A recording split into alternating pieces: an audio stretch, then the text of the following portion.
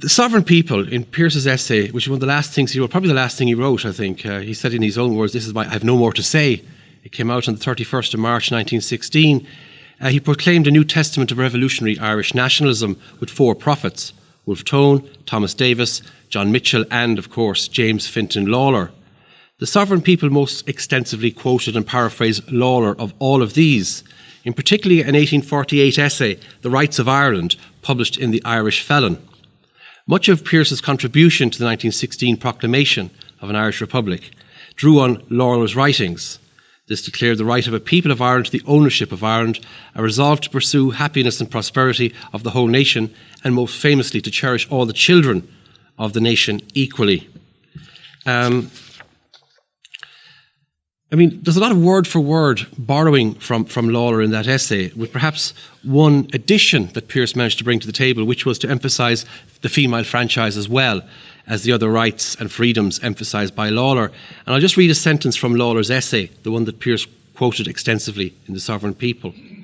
"The principle I state and mean to stand upon is this, that the entire ownership of Ireland, moral and material, up to the sun and down to the centre, is vested of right in the people of Ireland, that they, and none but they, are the landowners and the lawmakers of this island, and that all laws are null and void, not made by them, and all titles to land invalid, not conferred or confirmed by them, and that this full right of ownership may and ought to be asserted by any and all means which God has put in the power of man."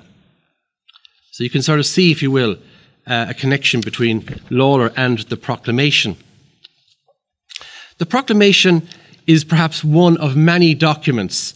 If you were a sociologist coming from another planet, and I'm a sociologist, and sometimes I feel I'm from another planet, you perhaps would look and see that this is just one text, one artefact of many different texts and artefacts that collectively give us a sense that Ireland is a nation, that we're, if you will, sources of nationalism and contributions to a nation-building project that emerged and developed over time and culminated in the foundation of the state, and still kept going in other ways after that.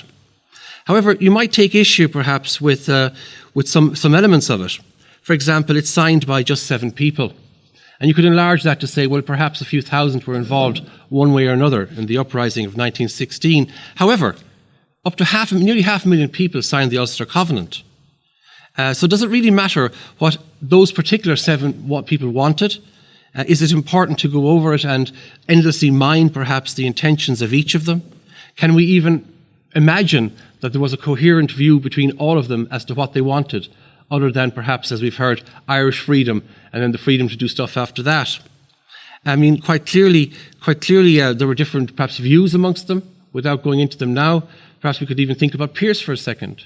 Pearse in 1906 wrote an essay for On Clive Sullis, which translates as the sword of light, or perhaps we could retranslate it as the lightsaber. But in On Clive Sullis, Pearse imagines the Ireland of 2006, and it's a very interesting essay.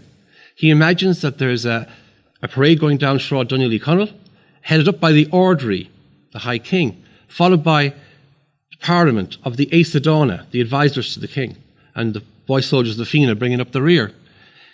During the rising itself, according to Desmond Fitzgerald, there was a discussion as to what Ireland might be like if it was free, and reference was made to the idea perhaps of having a German prince take over as monarch of Ireland as part of that. So there would have been different views by different people, and perhaps a sense of beginnings rather than a sense of finish with the project that they had embarked upon, and, if you will, the huge intervention they made to Irish history by means of the Rising. So I suppose the question is, to our panellists here today, is what does the proclamation mean to them personally? Because I don't think it has any one single meaning, and I don't think anybody could insist that it has one single meaning.